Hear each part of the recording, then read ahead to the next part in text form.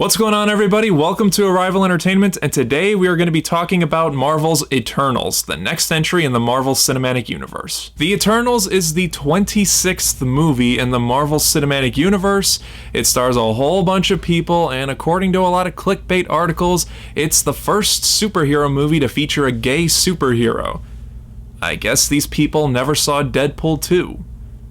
Or we're just gonna ignore that, I guess. And this movie tells the story of a group of aliens. I don't remember if they're called aliens in the movie. I'm just gonna call them beings. It's about a group of beings that were sent here to Earth thousands of years ago to protect Earthlings from these creatures called the Deviants. And now in present day, the Deviants have returned, so now all the Eternals have to band together to try to fight them and get rid of them again. Before I get on with the review, I just want to quickly say that I'm sorry I haven't been posting much videos lately.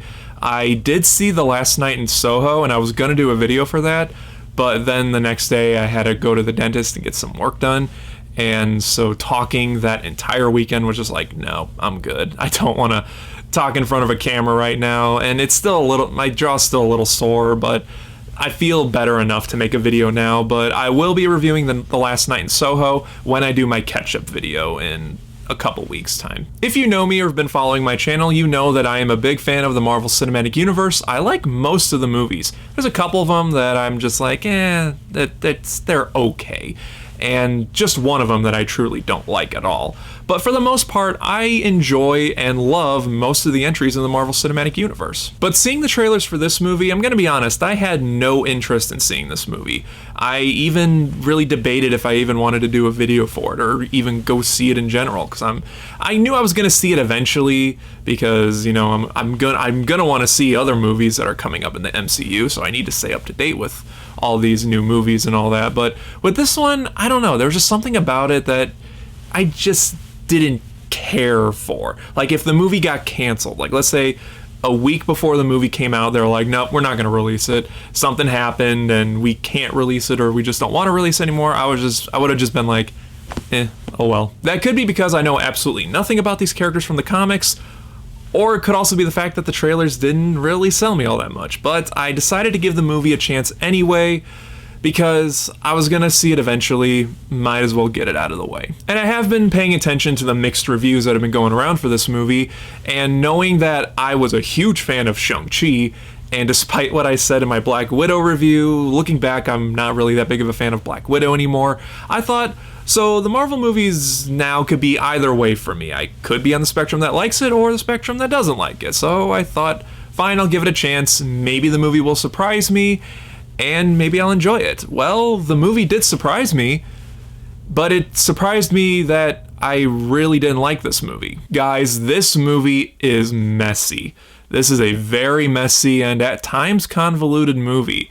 And I'll get into reasons why later on, but well, actually, to be honest, there really isn't much that I actually liked in this movie, because normally when I don't like a movie, or just in general, I'm like, let's talk about what I liked about the movie first, and then we'll get into the negatives.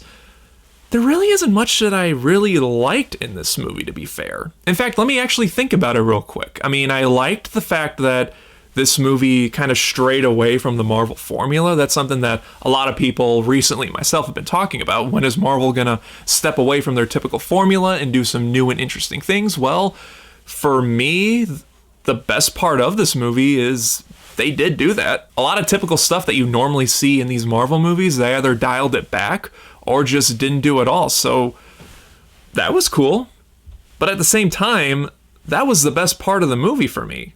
Everything else ranged from okay, and I'm barely saying okay, to pretty bad, honestly. I mean, the actors are doing a fine job. They're doing fine with the material they're given. The music's good.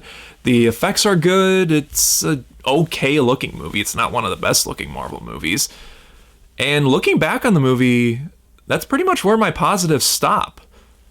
Everything else is, like I said earlier, everything else to me was just convoluted and messy. Something I noticed with the other Marvel movies is that there's a lot of fans, including myself, that are into these movies. Like, they love these movies. They love going to see a new movie. They love seeing the world building they're doing, but they haven't read the comic books. And yet the previous Marvel movies did a pretty good job overall on setting up these characters and setting up their purpose in the Marvel universe, without you needing the knowledge of the comic books. Here with the Eternals, it feels like they flipped it around. I don't know, I can't 100% say because I've never read the Eternals comics, but the movie feels like it's relying on you having a strong knowledge of what happens in the comics to understand what happens in this movie. Because I'm not going to lie, there was a couple times during this movie I got so confused. There's a lot of information in this movie just thrown at you.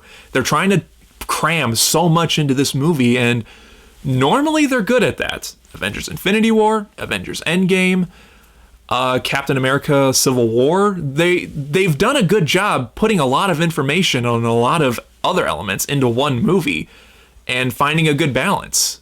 This one they didn't, which has led me to believe that you might need a strong knowledge of these characters and their purpose in the Marvel comics to understand what's going on in this movie. Because like I said, I was kind of confused a couple times.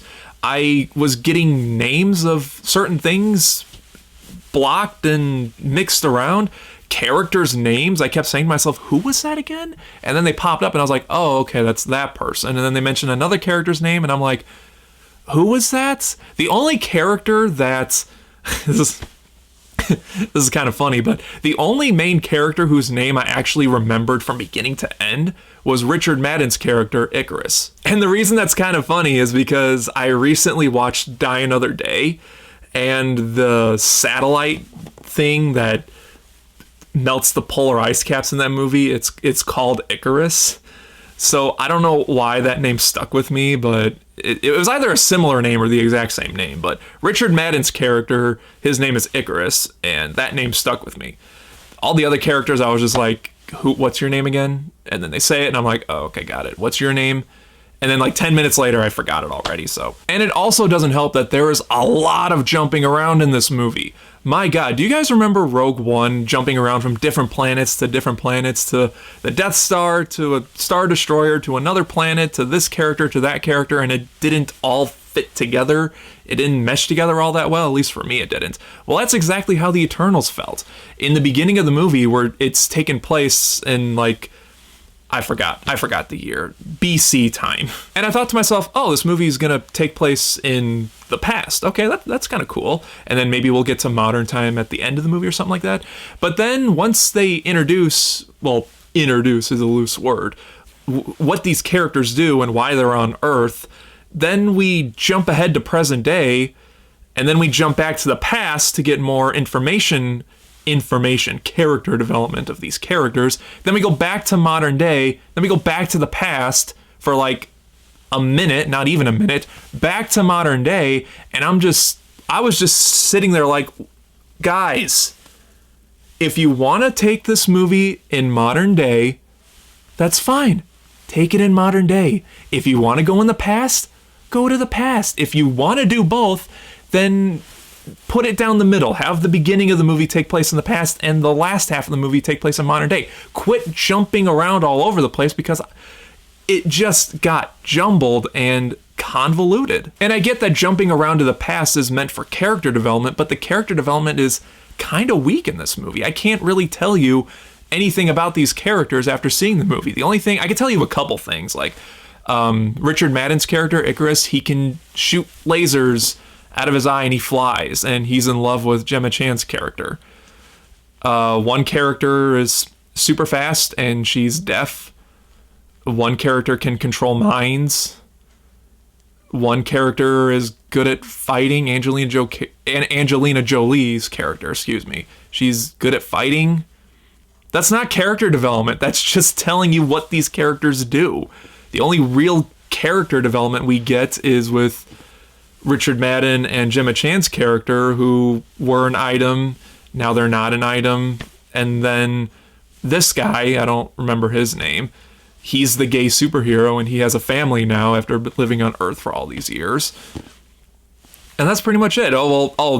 This guy too, the guy who can control minds, he believes that the humans are like, he's getting sick and tired of seeing humans constantly fight and argue and all this stuff. So, and he thinks that we can help them, and they're trying to tell him, no, you can't help them because they have to evolve on their own. And I'm like, okay, good conflict. And then nothing's really done with it, which was disappointing. So they try at character development, but not succeeding very well, which was disappointing. And when you're introducing new characters, so many of them into this movie, you need strong character development. And since this movie didn't really have it, again, without knowing the comics, because I can already tell people are going to say, well, if you read the comics, you'd understand this.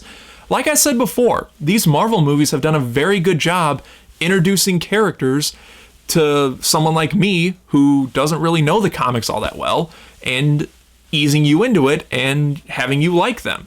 This movie just didn't, and unfortunately that dragged the movie down considerably for me. Also, the pacing for this movie is really bad. There are moments that just are dull. It felt like the movie was going on way too long. It's only like 2.5 hours or something like that. And I just kept checking my watch, honestly. I was kind of bored throughout the majority of this movie, which is not a good sign, especially for a Marvel movie. So the pacing sucks, the character development's weak, the structure's really bad with jumping around to different time periods, and yeah, this movie just missed the mark entirely for me. I'm sure fans of the Eternals comics are gonna love this movie and eat it up like crazy, but for me, overall, this movie just missed the mark entirely. I can't recommend this movie if you're like me and you haven't seen you haven't read the comics. If you saw the trailers and thought it was going to be kind of cool, I'm sorry, I can't really recommend it. It's handled very poorly, and I can't really see myself watching this movie as often as other Marvel movies, or even ever again. I saw it once, so I know what's going to happen in the next one. And even the mid and end credit scene, I was just lost entirely. I think I've reached the point in these Marvel movies where I'm confused. I have no idea what they're doing. I have no idea what they're setting up. So if you know, that's cool. Go ahead and explain in the comment section. You need to read this comic. Whatever. I've made my point that when you're adapting a comic to a movie, sacrifices have to get made to understand to someone who hasn't read the comics what's going on, and this movie didn't do that for me. The Eternals is a major letdown.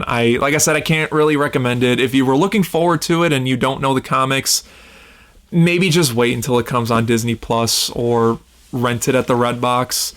But yeah, you don't have to rush out to the theater and go see this. You can skip it for right now. So guys, that's my review for the Eternals. Just like always, let me know your thoughts on the film down in the comment section, and if you have read the comics, I'm curious to know what you thought of the movie. So whatever your thoughts on everything is, let me know down in the comment section. And just like always, guys, thank you again, as always, for watching. I got more videos planned very soon, so look forward to that. Again, thank you as always. If you enjoyed this video, then don't forget to like and share it. Subscribe right here if you haven't already. And until next time, guys, take care.